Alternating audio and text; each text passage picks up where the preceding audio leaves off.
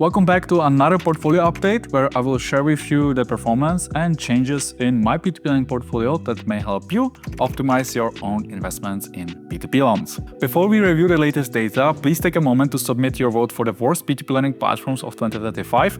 You will find the link to the 1-minute survey in the pinned comment below, because now it's your turn to expose the worst platform. Alright, so this is how the P2P lending portfolio looked at the beginning of this month. As you can see, the portfolio amount grew on most platforms. On PeerBerry, I reinvested the return principal. Most of the portfolio is invested in South Africa, followed by Mexico and the Czech Republic. The performance of the portfolio on PeerBerry is good. I have a few delayed loans, which however don't impact the yield on this platform. The loan availability remains low most of the time, with investments primarily available in the real estate loans from SI Baltic. There's been no change in the recoveries of my defaulted portfolio on EstateGuru. What's interesting to note is that, on average, my loans on this platform have been in default for over 25 months. That's far more than the average term from default to recovery, which is presented as 7.9 months on EstateGuru statistics page. Since most of EstateGuru's outstanding portfolio is in default for much longer than 8 months, I believe that the accuracy of the average recovery term on EstateGuru is quite questionable. Moving on to Robocash, where the investment experience is quite predictable.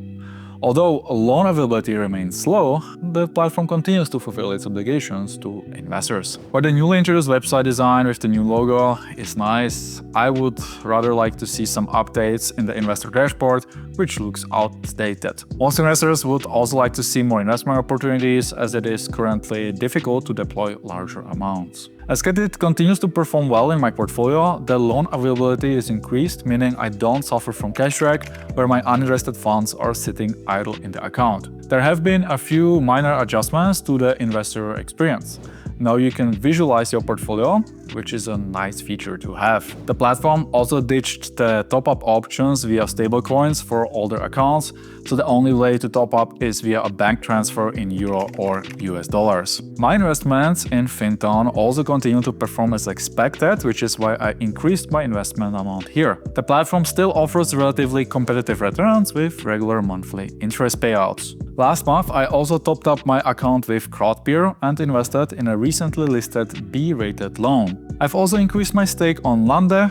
I only got one loan in default, while the rest are performing well. There has been no change in my portfolio on Indemo. Currently, I'm invested in 32 projects at various stages of recovery. As soon as a project gets recovered, I will report to you about the average yields to get a better idea of their real performance. There has also been no change in my investments on the income marketplace. The loans from iBankar continue to perform as expected. As you can see, it's a pretty boring portfolio, and that's exactly how I like it.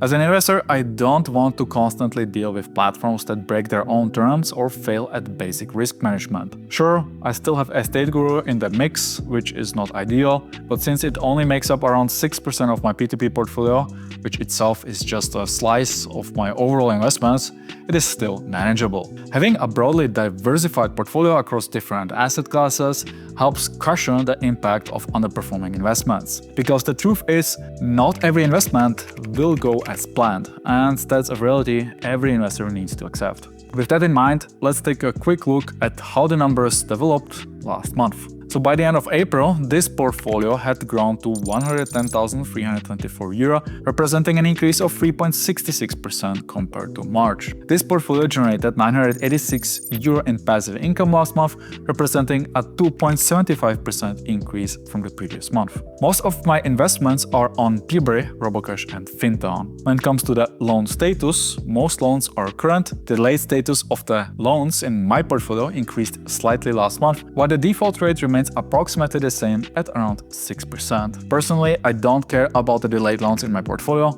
that are backed by the buyback guarantee. They do not have a significant impact on the performance of the loan book. However, defaulted loans limit liquidity and increase the investment risk. This portfolio is diversified across various countries, mainly in South Africa, the Czech Republic and Singapore. There have been no major changes in the loan types. Most of the loans are short-term loans, followed by commercial loans and rental. Roughly 12% of the portfolio portfolio is exposed to real estate investments or discounted debts. The proportion of secured versus unsecured loans remains similar to previous months. Unsecured loans are backed by a buyback or group guarantee, whereas a mortgage or collateral backs the secured portion of the portfolio. Most of the unsecured loans in my portfolio outperform the secured loans. My weighted average interest rate decreased to 11.14%. The average investment per loan is €161, and the portfolio is spread across 683 loans in 14 countries. Since my goal is sustainable portfolio growth and I avoid using P2P platforms to gamble with my funds, I anticipate a decline in the average yields. This is because more established platforms can secure cheaper funding,